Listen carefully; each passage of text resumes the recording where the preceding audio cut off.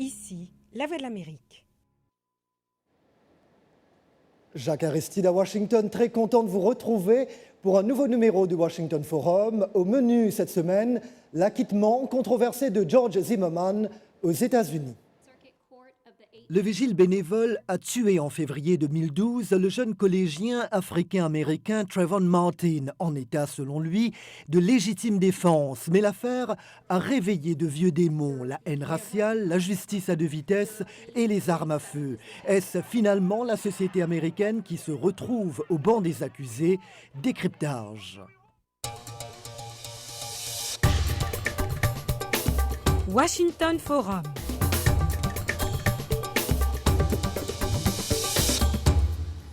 Bienvenue et merci de votre fidélité à Washington Forum que vous propose la VOA. À venir donc, un non coupable qui divise l'Amérique, mais d'emblée un récapitulatif des nouvelles qui ont fait la une ces derniers jours, les commentaires de Morgane Guériec. 60 secondes dans le monde.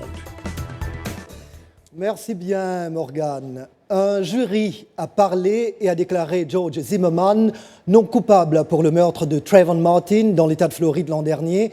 D'Atlanta à Chicago, en passant par New York et Los Angeles, des milliers de manifestants sont descendus dans la rue pour crier leur indignation. Ils jugent le verdict motivé par des considérations raciales.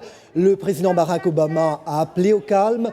Simple fait divers au départ, l'affaire Zimmerman-Martin remet aujourd'hui sur le tapis les failles et les contradictions de tout un pays. Le coup de projecteur de Robert Daguillard.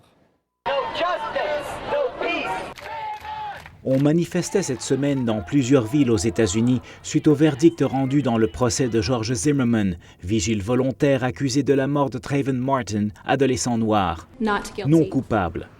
C'était un soir de février 2012 en Floride. Après avoir aperçu Trayvon Martin et averti par téléphone la police de la présence d'un individu selon lui suspect, Zimmerman avait désobéi aux consignes des autorités qui lui recommandaient de rester dans sa voiture et s'était mis à filer le jeune homme qui rentrait chez lui. Dans l'altercation qui s'ensuivit sans témoins oculaires, Zimmerman avait abattu Trayvon Martin. Accusé de meurtre, il a plaidé la légitime défense, une version des faits acceptée par le jury devant le tribunal de l'État de Floride. Mais la question demeure, Zimmerman a-t-il agi par racisme et si oui, faut-il un nouveau procès, cette fois devant un tribunal fédéral pour violation de droits civiques? Eric Holder, ministre de la Justice, s'exprimait cette semaine devant un congrès afro-américain. Mon ministère et moi partageons votre inquiétude. Merci bien, Robert. Voilà, la polémique enflamme les États-Unis et tentons d'entamer un débat dépassionné avec nos invités. À New York, Matthew Galuzzo, avocat pénaliste spécialisé dans la défense des droits humains.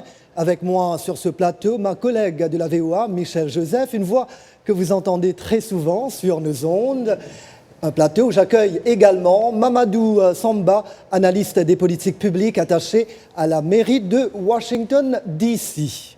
Sur cette loi tout à l'heure, évidemment, Mamadou Samba, je vous pose la question sans détour. Crime raciste ou légitime défense? Quel est votre verdict à vous? Bon, je pense que racisme plutôt, mais aussi n'oublions pas qu'aujourd'hui on parle de Trayvon Martin, mais hier on parlait de Amadou Diallo et de Rodney King, si on peut aller beaucoup plus loin. Donc d'un côté, je pense qu'on a un système américain qui clignote à gauche pour dire que le système est parfait, le système est mieux que les autres, mais aussi tourne à droite en rendant des verdicts comme cela qui poussent à penser que la vie de l'homme noir est moins valeureuse que la vie des autres.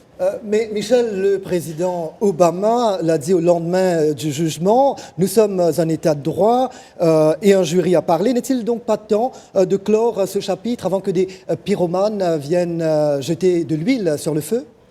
Je ne pense pas qu'on puisse clore ce chapitre comme ça parce que ça reste une réalité pour la vie des gens. S'ils ont des jeunes noirs comme fils ou comme mari ou dans leur vie, ça va rester vous-même, très... Vous êtes mère Absolument. de 2 fils, oui. Je suis mère de 3 fils noirs, jeunes fils noirs, et c'est une préoccupation constante.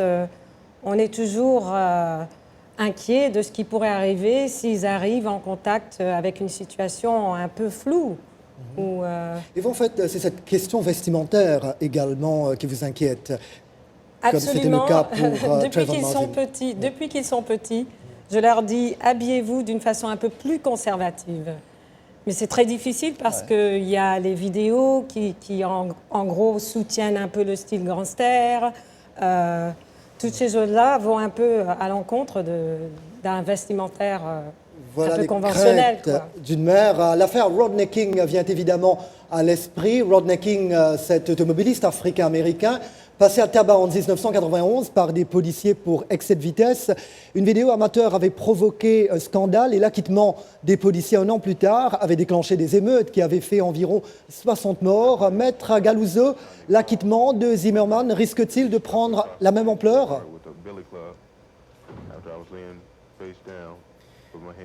Je ne sais pas si Maître Galuso peut m'entendre. Oui, non, je doute qu'on va voir de la violence que la dernière fois avec Rodney King. La famille de Trayvon Martin a déjà demandé à tout le monde de faire un débat civil aux questions pertinentes du racisme, des lois pertinentes. Et donc, on a pris des leçons de l'affaire de Rodney King, je crois. Et je doute qu'on va voir de la violence que la dernière fois avec Rodney King. Oui, des leçons effectivement parce que la situation n'est plus la même que dans les années 90. Michel, le président est africain-américain. N'est-ce pas là la preuve que la question raciale a beaucoup évolué dans ce pays ? Ça a évolué d'une certaine façon. Les enfants vont tous à l'école, ils sont ensemble, ils ont des vies sociales ensemble, toutes les races, les cultures, etc. Mais dans mon quartier, si mon enfant... le soir, à 7 h du soir, s'il fait un peu sombre, s'il rentre dans mon quartier avec un hoodie et un voisin se demande tiens, qu'est-ce qu'il fait là qui est-il mon garçon qui a grandi dans mon quartier pourrait être en danger. Alors, il n'y a pas uniquement la question du racisme autour de ce procès, il y a la question du port d'armes et la question de la légitime défense, évidemment. Avec ces 6 millions de détenteurs d'armes pour 19 millions d'habitants, l'État de Floride a-t-il le plus banalisé le port d'armes dans un pays qui n'arrive toujours pas à interdire les armes à feu ? Mamadou Samba ? Je pense que c'est plutôt le commerce du lobbying des NRA, armes, le NRA qui investit beaucoup d'argent au niveau des États pour passer des lois beaucoup plus comme des lois pareilles.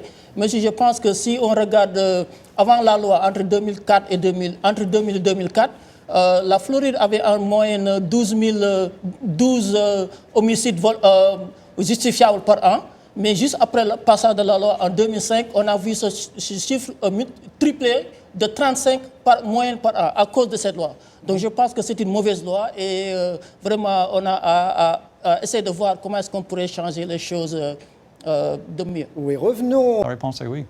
Justement, il y a eu des études qui ont été faites. Stand Your Ground a été voté dans une trentaine d'autres États américains. Selon une étude de la Texas A&M University, le nombre d'homicides justifiables, entre guillemets évidemment, a bondi dans les 23 États observés. Entre 500 et 700 homicides de plus par an. Il y a environ 14 000 homicides chaque année aux États-Unis. Après l'acquittement de Zimmerman, le ministre de la Justice, vous l'avez entendu tout à l'heure, Eric Holder, a dénoncé la loi, laquelle est toutefois défendue bec et ongle par le puissant lobby du port d'armes, la National Rifle Association. Mamadou Samba, les Américains doivent-ils jeter à la poubelle de telles lois qui, justement, offrent l'immunité aux meurtriers, carrément ? Bon, si on regarde les chiffres que vous venez de citer, évidemment, on n'a pas le choix. Ça montre que cette loi, en fait, réellement crée beaucoup plus de violence qu'elle n'en épargne. Donc, je pense que pour avoir une société beaucoup plus juste et une société là où les immigrés, les blancs et noirs peuvent coexister, on a à revoir nos lois et vraiment essayer de reconstruire une société et en utilisant la voie de l'ignorance qui nous permettra de créer des lois sans pour autant savoir là où on se situera dans le futur. Très rapidement, maître, pour terminer rapidement, Barack Obama, premier président africain-américain, il avait dit peu après en fait, le drame l'année dernière que si j'avais un fils, il ressemblerait à Trayvon. Alors, avec un président pareil, doit-il engager une conversation franche sur la question raciale dans ce pays, Mamadou ? Je pense que déjà, on doit vraiment avoir une conversation, mais pas nécessairement... ne doit pas être nécessairement mené par le président, parce que c'est un président, il a d'autres responsabilités autres que les problèmes sociaux. Mais aussi, je pense qu'on a besoin d'avoir une conversation qui est honnête et franche, et aussi commencer à élargir le cercle de la tolérance et de la compréhension. Oui, je suis absolument du même avis Michel. que Mamadou. Les jeunes peuvent parler plus entre eux, les communautés doivent s'ouvrir et comprendre que tout le monde doit coexister, que les comment on dit, quand on dit... Ouais. les Oui, c'est la stéréotypes, ils Oui. doivent être Les basculés. stéréotypes, certainement, Absolument. comme vous le disiez en début d'émission. Voilà, merci à nos invités, l'avocat Matthew Galuzzo, l'analyste Mamadou Samba et ma collègue Michel Joseph. Mais restez avec nous parce que ce jeudi 18 juillet marque le 95e anniversaire de Nelson Mandela, confiné à l'hôpital de Pretoria dans un état critique depuis près d'un mois et demi. Mais le Mandela Day, comme décrété par l'ONU, n'est pas passé inaperçu. Roger Muntu nous dit pourquoi. Madiba, Jacques. Évidemment, Roger, mille merci. Madiba, 95 ans, Mamadou. On parlait de justice tout à l'heure. Voilà un homme qui s'est battu toute sa vie pour la justice et un anniversaire à célébrer, une vie à célébrer certainement. Effectivement, bien sûr. Et puis, je profite de l'occasion pour souhaiter une bonne guérison à M. Mandela et un bon anniversaire. Pareillement.